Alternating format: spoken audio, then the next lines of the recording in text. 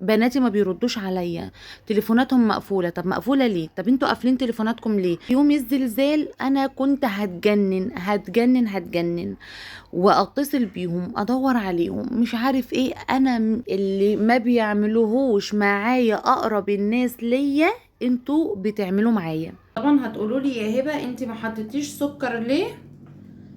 فيه هقول لكم كده عشان ايه، عشان عايزه اشربه زي ايامي المره اللي انا بقضيها. يا صباح الورد والفل والياسمين، ازيكم عاملين ايه؟ النهارده يوم جديد وفيديو جديد. بصوا يا جماعه، انا مش النهارده يعني مقرره الفيديو هيكون ايه ولا هعمل ايه، انا سايباها كده، سايبه اليوم يمشي يعني على طبيعته. تمام. بس اهم حاجه في حاجتين عايزه ان انا ايه اتكلم معاكم فيها. تمام. بس قبل ما نبدا الفيديو نصلي على الحبيب، اللهم صل وسلم وزد وبارك عليك يا حبيبي يا رسول الله. وكمان ما تنسوش اللايك والاشتراك في القناه وتفعيل الجرس يا جماعه عشان يوصل لكم كل فيديوهاتي. يلا بينا نبدا الفيديو. اول حاجه هندخل كده المطبخ، نعمل حاجه نشربها. يلا بينا. بصوا يا بنات، اول حاجه هعمل ايس كوفي كده. تمام. معايا كيسين نسكافيه بلاك، هفضيهم كده. انا ممكن اعمل واحد لان الكوبايه مش كبيره، بس انا بحبه تقيل شويه. تمام كده. هو في ايه؟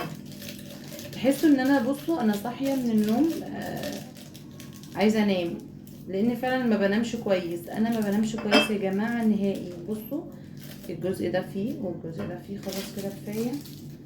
تمام. بصوا هناخد شويه ميه صغيرين، شويه ميه صغيرين جدا كده. الميه كترت شويه. بصوا يا جماعه، انا جبت الهاند بلندر ده اللي هو يخص الكوفي يعني وكده. عايزه اقول لكم سعره حلو جدا، سعره 150 جنيه. ماشي. نعمل ايه يعني؟ ندوس مره بيشتغل اول درجه، ندوس تاني بيفصل وراح شغال على التاني درجه، بنفصل ونشغل تاني بيدي تالت درجه. بصوا الميه كترت معايا قوي قوي قوي.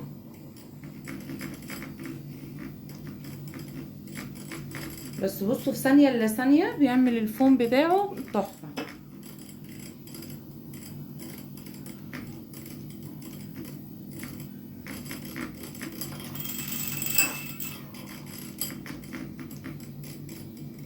بصوا هحط كده التلج.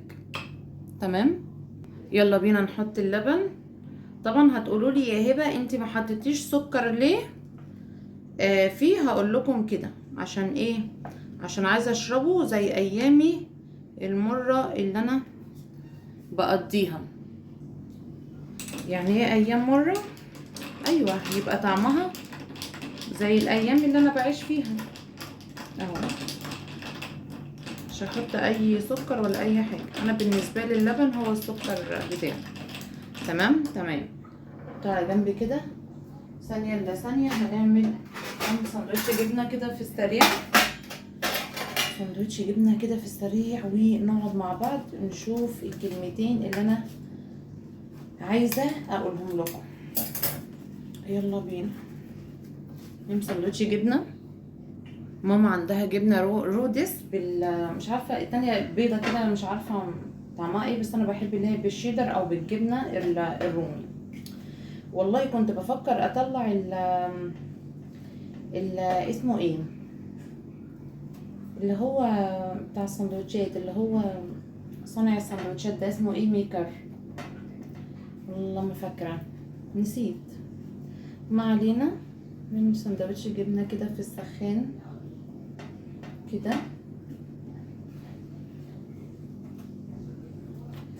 يلا اهو كده. والايس كوفي. ويلا بينا. بصوا يا بنات، انا كنت عامله حسابي ان انا اقعد معاكم كده قاعده على الرايق، احكي معاكم شويه قبل ما نعمل ايه اي حاجه وكده. يعني ما ينفعش كلهم بقى صحيوا، ماما، عمتي، اختي، بنت اختي صحيوا من النوم، ما عرفتش ان انا ايه اقعد احكي معاكم زي ما كنت عايزه. طبعا يا جماعه الريسبشن دوت انا مرتباه من بالليل من قبل ما انام. تمام. هنا بقى دخلت اعمل الاكل وقلت بقى خلاص احنا نعمل الاكل كده وندردش شوية كلام كده يعني.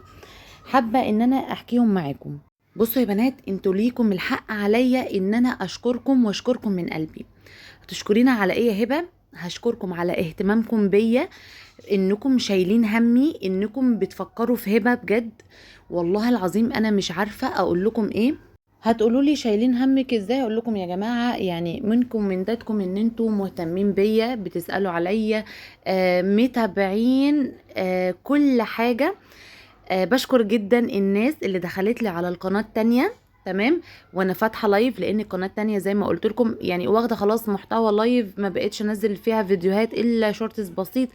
دخلوا لي يطمنوا عليا، هبه مش انت اللي القناه التانية اللي عندك مشكله او في كذا وكذا وكذا وكذا؟ تمام.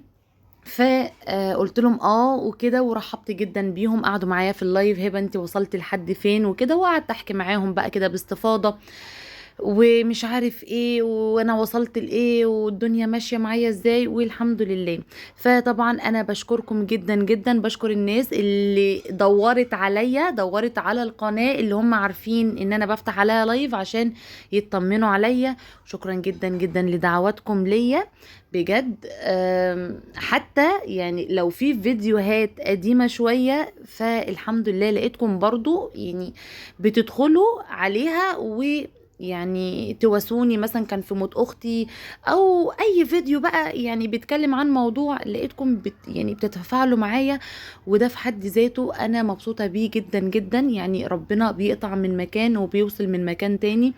الله يعزكم ويعز مقداركم وما تحرمش منكم ابدا ابدا ابدا. والله يا بنات انا شايفة ان اللي ما بيعملوهوش معايا اقرب الناس ليا انتوا بتعملوا معايا. والله. فألف ألف شكر ليكم بجد. المهم يا بنات، تاني حاجة بقى ان انا بناتي وحشوني جدا جدا جدا، وسألتوني عليهم كتير. طبعا يعني انتوا عارفين، وهرجع اقول لكم تاني ان انا دايما ببقى فاتحة لايف على القناة التانية، وطبعا الناس اللي هم معايا ومستمرين معايا وموجودين طول ما انا فاتحة اللايف ما بيسيبونيش. ماشي، يعني لاحظوا الموضوع ده. يا هبه فين بناتك؟ بناتك احنا مش سامعين لهم صوت، انت دايما في مناوشات معاهم، انت دايما اعملي كذا يا مايا، كذا يا ريتال، كذا تعالوا نروحوا ومش عارف ايه، احنا مش سامعين صوتهم ومش سامعينك يعني بتعملي نفس اللي بتعمليه. المهم عايزه اقول لكم ان انا بناتي راحوا لجدتهم يومين. تمام. راحوا لجدتهم يومين المفروض، لحد دلوقتي ما جوش. هي كلمتني وقالت لي ان انا هاخدهم بيت اخويا، يعني انا رايحه اقعد يومين وهاخدهم معايا. طيب اليومين بقى دول يا جماعه النهارده كده اكتر من اسبوع بناتي اكلمهم كل يوم يقولوا لي احنا تيتا هتجيبنا بالليل، لا تيتا اصل احنا هنيجي الصبح، مش عارف ايه، وبالوضع ده. حتى يوم الزلزال انا كنت هتجنن هتجنن هتجنن، واتصل بيهم ادور عليهم مش عارف ايه. انا بناتي ما بيردوش عليا، تليفوناتهم مقفوله. طب مقفوله ليه؟ طب انتوا قافلين تليفوناتكم ليه؟ اضطريت ان انا اكلم جدتهم، جدتهم برضو تليفونها مقفول. اليوم ده كنت هتجنن هتجنن هتجنن. فانا بقول ان لو هنكون بالشكل ده، لا انا مش هودي بناتي في حته ولا اي حاجه. انا يعني بستأمن اللي قدامي، ويعني وبوافق وكده كده، يعني هم اهلهم وكده وايه، ولازم ان انا يعني ما احرمهمش منهم. تمام. بس لما يجي بقى ان انتوا يعني مثلا هتحرموا ولادي مني مثلا اكتر من اسبوع، ان انا ما اشوفهمش واحيانا اكلمهم، المكان بقى اللي هم موجودين فيه بقى الشبكة فعلا ما فيش شبكة، انتوا قافلين التليفونات، انا مش عارفة يا جماعة ايه اللي بيحصل ولا ايه اللي حصل. فمحدش طبعا يعني بعد كده هيقدر يلوم عليا ان انا ما اوديش بناتي في مكان ولا اجيبهم من مكان. وانا قلت لهم كده في التليفون اعملوا حسابكم ان ايه يعني دي النهاية. انا يعني ايه، انا يعني رجلكم على رجلي، اروح المكان انتوا معايا، ما اروحش المكان فانتوا معايا برضو. فده كده يعني مش غلط مني، انا عملت اللي عليا، انا يعني اللي المفروض يتعمل انا عملته، بس محدش قدر اللي انا عملته ده. فعشان محدش يزعل، ودي نهاية الكلام وخلاصة الكلام. المهم زي ما شفتوا كده عملت الغدا، عملت لهم كشري النهارده. تمام. والله العظيم يا جماعة اي اكل انا باكله بينزل سم في معدتي من غير ولادي، وحياة ربنا. المهم ماما اي حاجة بناكلها بتشيل ولادي منها، بتعمل حسابهم يا ماما. طب ده الفاكهة انا معرفش جايين امتى، ده النهاردة كام يوم وكده، شالت لهم، ملهاش دعوة ملهاش علاقة. بشيل لهم يعني بشيل لهم، مفيش حاجة هتنزل معدتنا من غيرهم. تمام تمام. المهم عملت لهم الكشري وايه، وماما قالت لي طب انزلي هاتلنا فاكهه ولا حاجه، عشان يعني ماما دايما زورها وجعها وعايزه تاكل يعني ان شاء الله حتى خيار، اي حاجه اللي هي تقول لي بحس ان زوري يعني يفوق شويه، او بحس ان هو ناشف. تمام. فقالت لي انزلي هاتلنا اي حاجه. فالمهم لقيت الشهد ده عجبني، فرحت جايبه، لقيت تفاح رحت جايبه، وطلعت كده زي ما انتوا ما شفتوا، غسلت كده التفاح، غسلت الشهد وقطعته زي ما انتوا ما شايفين كده.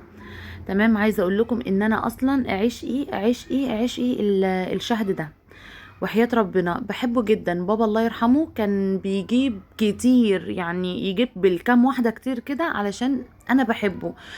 وبابا كان بيحب ان هو بقى لما يجيب فاكهه وكده هو اللي يعملها ويظبطها والكلام ده. عايزه اقول لكم والله العظيم يا بنات، كنت انا اقعد يعني اعمل الشهد ده لانه اكتر حاجه انا بحبها.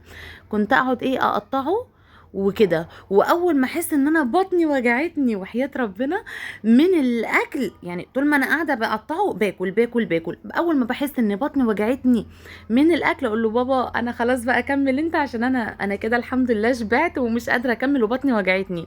يروح شاتمني بقى يقول لي يا بنت الكلب انت يعني عشان كلتي وخلصتي تدبسيني، ويروح هو ايه مقطعه. بس بقى يا بنات، هو ده اصلا يعني كان يومي ما فيهوش تفاصيل قوي. بدعي كده ان ربنا يصلح لي حالي، وتدعوا لي كده دعوه حلوه من قلبكم ان ربنا يكرمني ويصلح لي حالي والم كده ولادي في البيت. اشوفكم في فيديو جديد، ما تنسوش اللايك، واقول لكم سلام.